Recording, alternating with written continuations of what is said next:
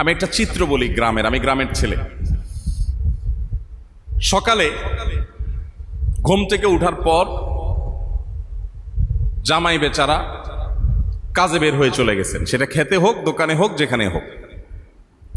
আর বউ সেই বেচারি একটা ঝাড়ু হাতে নিয়ে সব ঝাড়ু দেওয়া পরিষ্কার করার মধ্যে লেগে গেছেন,